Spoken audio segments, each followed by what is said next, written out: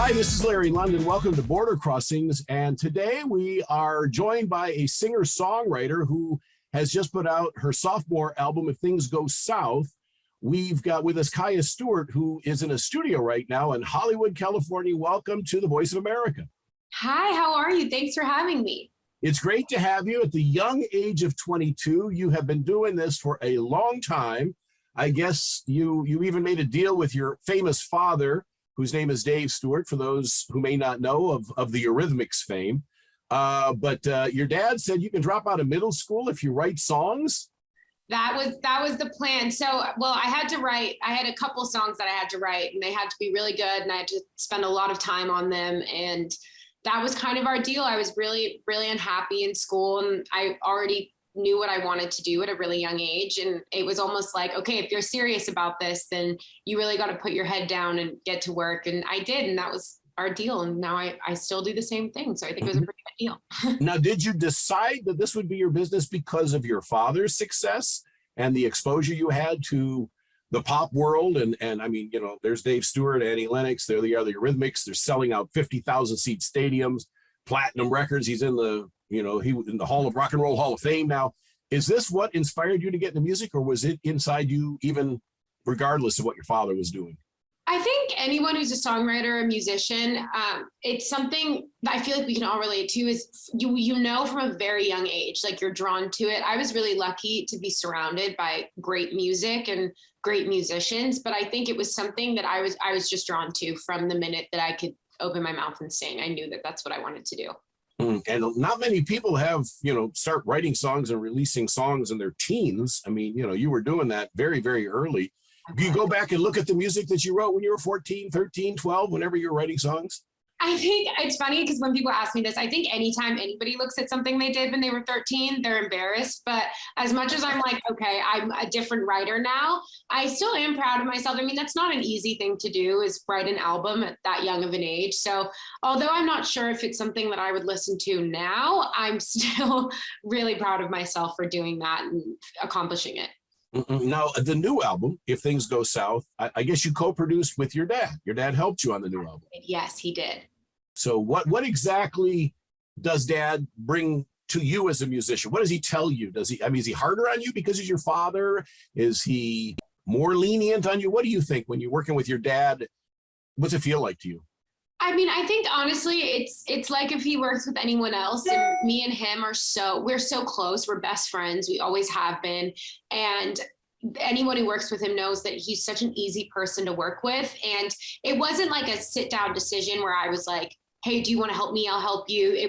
We wrote the album in COVID and in his home studio, and it kind of just happened. And I wouldn't have wanted it to happen any other way because it was such a great experience. And everything I know about songwriting and music, I learned from him. So if anything, it was just a really fun time to get to write this together.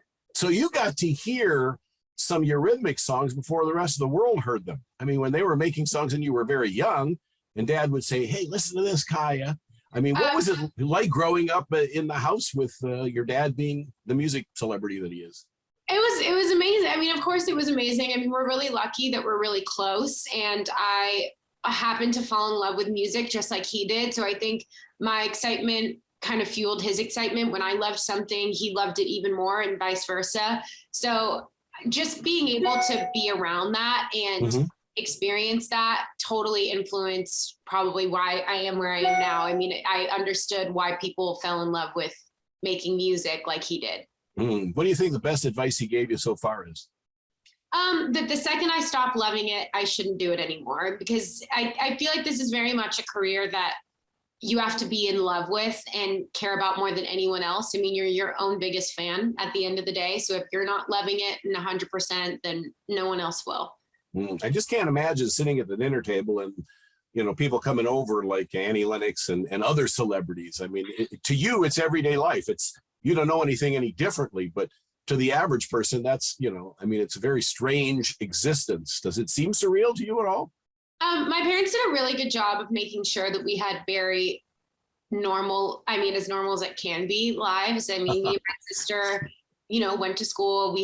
We both had jobs growing up. You know, it wasn't like we were, it wasn't like we were just at silver spoon. You know what I mean? I Right. think Sure. it's a lot more, we learned a lot of values and we were treated as normal people by my parents, of course. Is there something that you learned from him or you experienced with your dad and this business with your dad that you said to yourself, I'm not doing that, or I'm not going there, or that's not going to happen to me?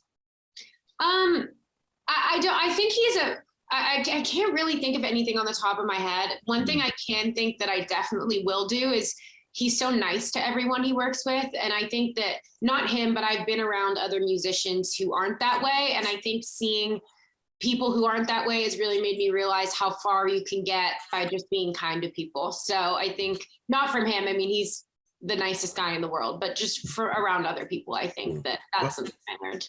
That's great. That's really, really great. Because I talked to, other people whose parents have been in the same business, and this business takes you on the road a lot and away from your family a lot. And so it's kind of, it's a difficult thing to balance, but it's great that you have that close bond with your parents. Kaya Stewart is our guest, and she was born in London, moved to California, Los Angeles at a very early age. So you have no accent whatsoever. You couldn't tell. Couldn't tell at all. I mean, you go to London and you visit people and your friends and maybe family back in London, and they say, you sound too American. Oh, that's the story of my life. I mean, anytime anyone hears I was born in the UK, they're like, no, you were not. You do not sound like that at all. I sound straight out of the Valley.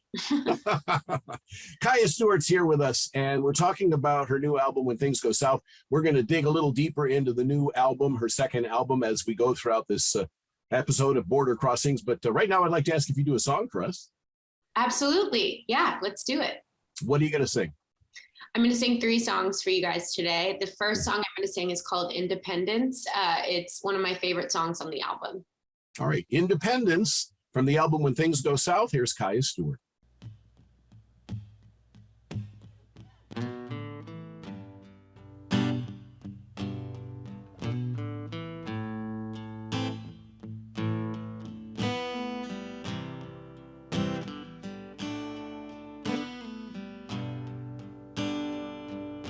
Wherever I go, you're welcome to follow.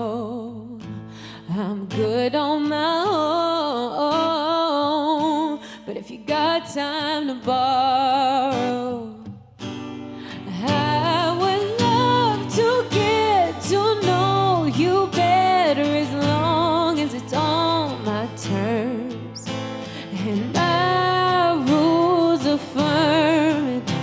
If you're willing to learn, it's my independence, babe.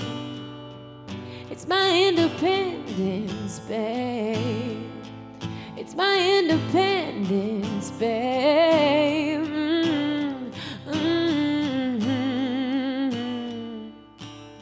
Broken glass is my favorite carpet.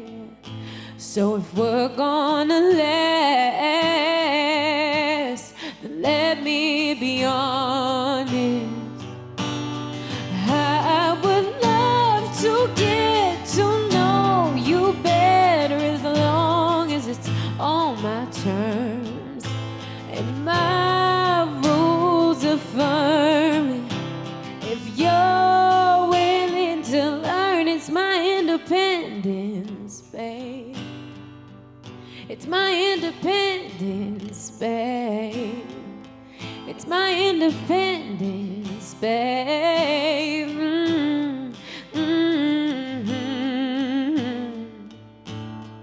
Ooh, ooh, ooh. Willing to learn, and I would love to get to know you better, as long as it's on my terms and my rules are firm. If you're willing to learn, it's my independence, babe. Border Crossings, that's Kaya Stewart. And independence. Are you an independent girl, would you say? You an independent woman? I think I'd like to think I am now. I wasn't before. And I think this whole album was about growing up and kind of finding myself. And a big part of that was finding my independence. And I moved out and got a place on my own and really started, like living an adult life. And that can be scary and weird, and especially because my parents don't live in California. So it was really just me on my own here for a while. And so that was kind of where that song stemmed from. Mm-hmm. And the album, I understand, is largely influenced by some personal struggles that you have gone through, and getting a diagnosis which kind of rocked your world. I mean, you weren't ready for it, but it explained things to you. Maybe you could bring us into your world, peel away some of the layers of Kaya Stewart. Absolutely. I was diagnosed with OCD in the very beginning of the pandemic, and it was such a weird experience because not only, did I have this kind of world-changing diagnosis, which in a weird way was kind of a relief too, because it made me feel a little less crazy. I knew what was going on with me, but I basically had to figure out how I was going to deal with it and move forward when I had no one around me and everything was online. And it was a very much like self-reflection and like inward facing experience. And so I kind of came out of that and wrote this album about that experience. And being a celebrity, as you are, and coming out with now your second album, you will have a platform. You are a role model. We are broadcasting around the world. We're on in 100 different countries around the world, and there's millions of people tuned in, and Asia, Europe, Africa. And so people are wondering, OCD, they heard you mention that quickly. They don't understand what that is, because mental health is kind of, it's getting a lot of attention in the US finally, a lot of much deserved attention. Artists are starting to reveal things about themselves that we had no idea existed, struggles and things to use as therapy for other people, their fans, and in other parts of the world, they don't know too much about it. So OCD is when you're, I guess it's called obsessive compulsive disorder, but it, in an easier way to understand it, you have certain patterns or behaviors and you just feel comfortable in that zone, in that lane. I think the best way I can describe it is because OCD it's so different for everybody. And there's a huge misconception about OCD that it's all about, just being clean and a germaphobe or right. Organizing by colors. And yes, that is a form of OCD, but it comes in so many different forms. And really it's obsessing over something and using a compulsion to kind of ease that obsession. And it can be in a million different forms. And that's why it was so hard for me, is because I didn't know a lot about OCD when I was diagnosed. So I didn't really understand, oh, well, this is what this means, or this is related to this, because I was completely unaware. And I think now that I have struggled with this diagnosis, it's been amazing just reaching out to people who have it. And there's so many of my friends I didn't even know had OCD, and like famous people that I really looked up to, that I Googled it and I'm like, oh my God, they have it too. It's really cool having the internet. That was the one thing, having the internet was so incredible to be able to connect with people and educate myself on it. It's been like a whirlwind for sure. I think that these days we have so many acronyms for things and so many labels for things. It's, when I was growing up, you were either hyperactive or you weren't. That was all they had. And now they've come up with so many different labels and terms for things. So music must be therapeutic for you. I mean, obviously this album inspired by some of your struggles during COVID, but to write these songs, to tell your story, you said it's the most personal album that you've written. Absolutely. I mean, I think it was, I've always written music before this, kind of thinking, well, what do I think other people are going to like? And I think this was the first album that I wrote where I was like, what do I feel? And how am I going to make myself feel better? And in turn, what I've come to realize is so many people are relating to it. And even in ways that I wouldn't have even written about it, they're pulling things out of these songs that I didn't even think about. And it's been really cool to see that reaction from other people and how that album has helped them. Like so many albums have helped me. So it's been a really cool experience. And the album wasn't planned. I read that it was kind of, you were going to take a break and then all of a sudden you said, no, I've got an idea. Exactly. I was going to take a break, and it was finally getting that time where I could see my family again. And I flew home to spend time with them. And my dad has a home studio, and we kind of just started writing just out of the love of writing. And we ended up leaving with a whole album. So it was nice to not have that pressure on me either. Wow. And it's been a few years since your last album. quite a few. Yeah. So why did you wait so long?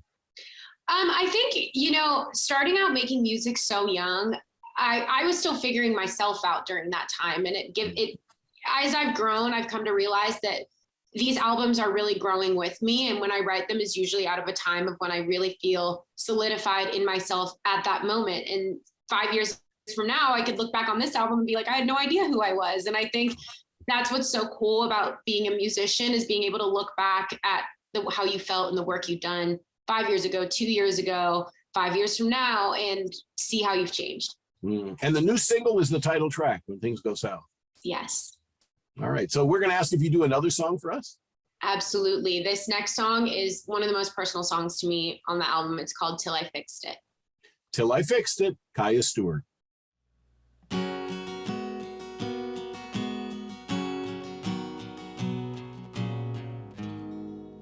We weren't broke till I fixed it, we were fine.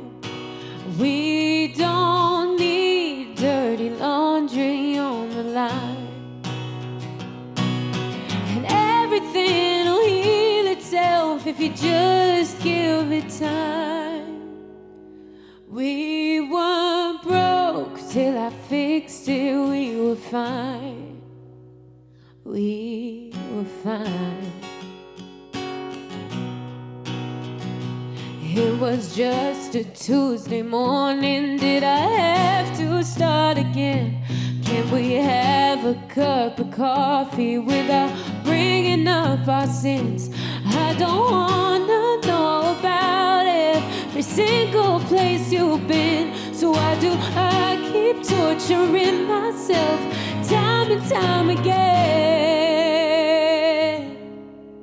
We weren't broke till I fixed it, we were fine. We don't need dirty laundry on the line. And everything will heal itself if you just give it time.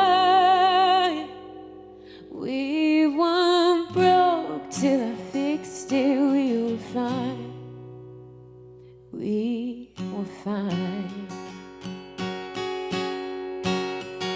We got a place right by the ocean, but I worry about the rain. I'll turn a molehill to a mountain, and I'll do it all again. And you'll never ever leave me, but I don't believe you yet. So I'll keep on pushing buttons till I get what I don't get.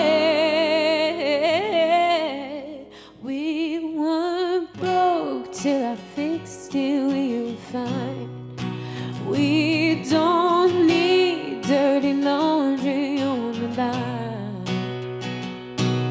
And everything will heal itself if you just give it time.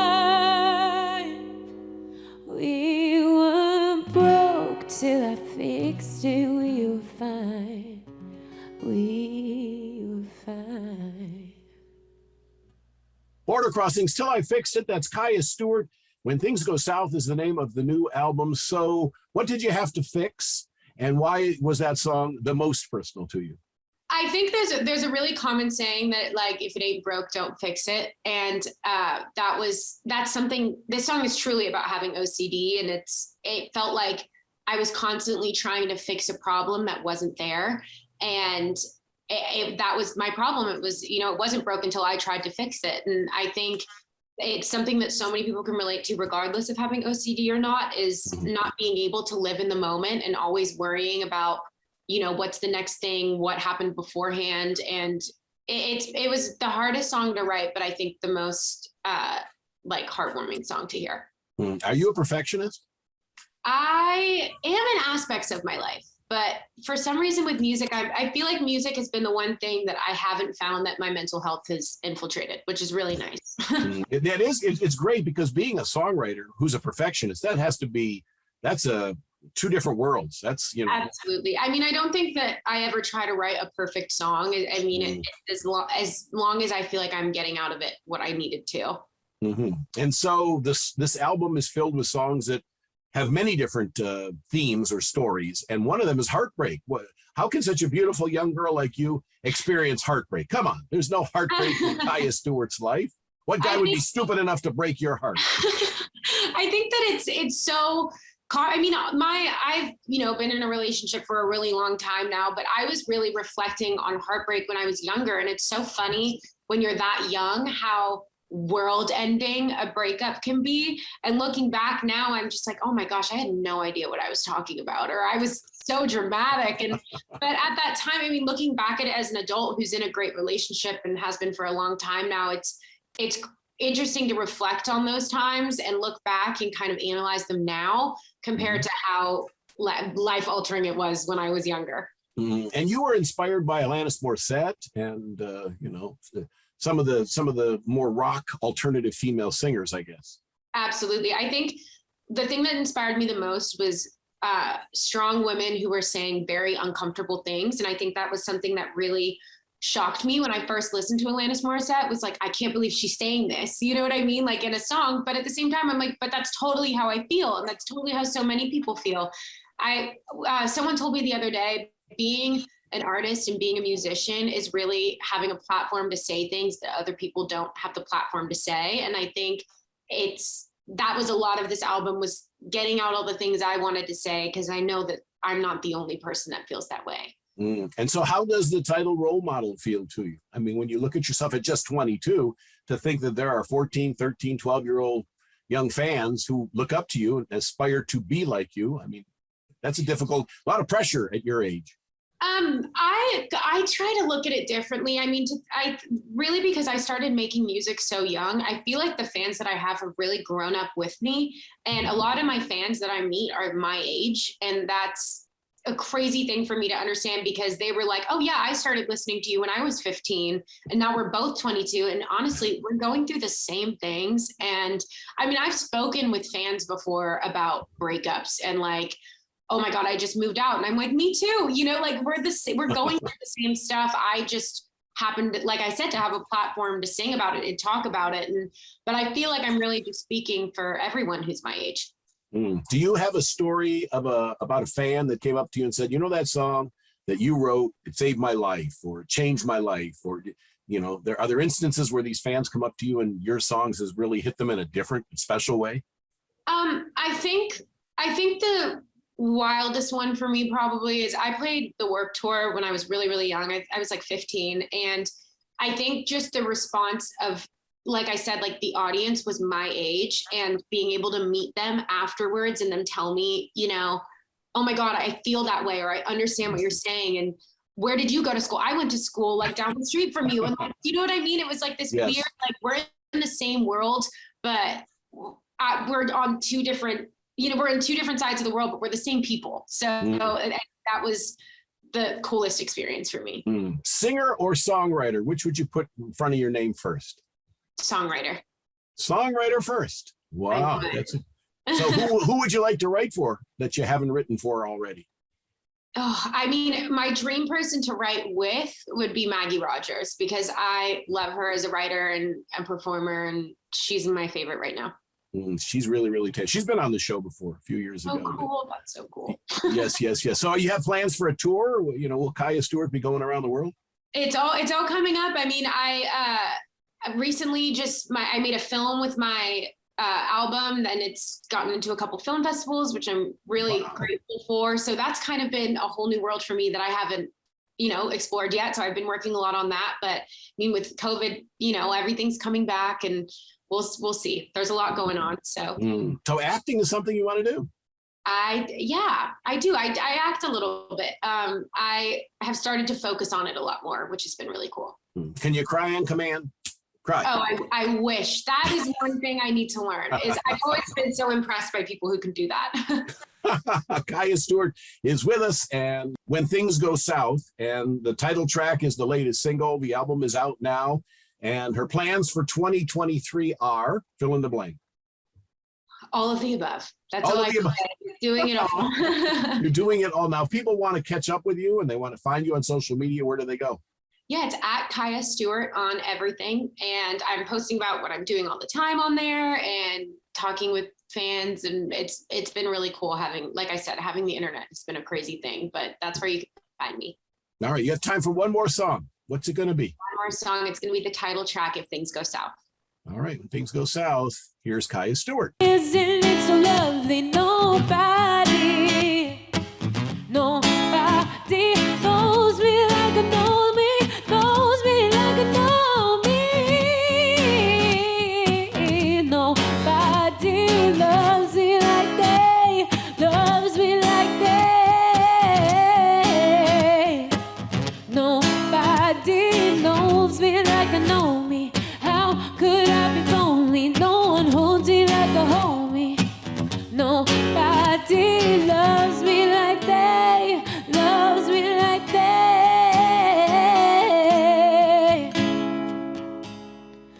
Ooh, ooh, ooh, ooh, ooh, ooh, ooh. Border Crossings, the title track to her new album, When Things Go South. It's the title track. And hopefully things are not going south anymore. They did for a little while. They were going south for a little while, but They no. went south for all of us. Yeah, exactly. I feel like that was a part of the song that I didn't realize was going to be that relatable. It kind of came out at the perfect time. Too much going on all at the same time, COVID Yeah. and other things. But, I noticed you got some artwork on your hands. I do, or I've got all sorts of things going Yeah, on. what do you got? What's going on? What inspired all your artwork? I've got a D for my dad right Okay, here. for Dave. Yeah. This was actually the first song I ever wrote. It's called Under the Moon. Hope no one's going to hear it, so never again. I've got a little palm tree for a song I put out called California a couple years ago. Got a Lauryn Hill tattoo. Got some flowers, got some Amy Winehouse. We got a lot going on. There's a lot. Wow, you're inspired by a lot of people. You're giving your body away to a lot of singers. So thank you so much for being on the air with us and joining us. Oh no, before we go, I did want to give you a chance to say hi to the worldwide audience, which for Voice of America does include the troops who are also tuned in around the world. So if there's anything you want to say to everybody, they're all glued to the TV right now. Oh, that's a lot of pressure. Hello, everybody. Thank you for watching. And you can find my music on Spotify and iTunes and all of the above. And thank you for having me. It's been really awesome talking on here. Well, thank you so much, Kaya Stewart, for joining us on Border Crossings. What a pleasure to meet you. When you come to DC, we want to invite you in our studios. Absolutely. I would love that. Thank you guys for having me. This has been really, really cool. Love to have you back again. You're absolutely lovely and really enjoy your music. And, thank you. I appreciate it. Thanks, Larry. Thank you for watching. This is Border Crossings. Our guest has been Kaya Stewart. I'm Larry London for VOA TV.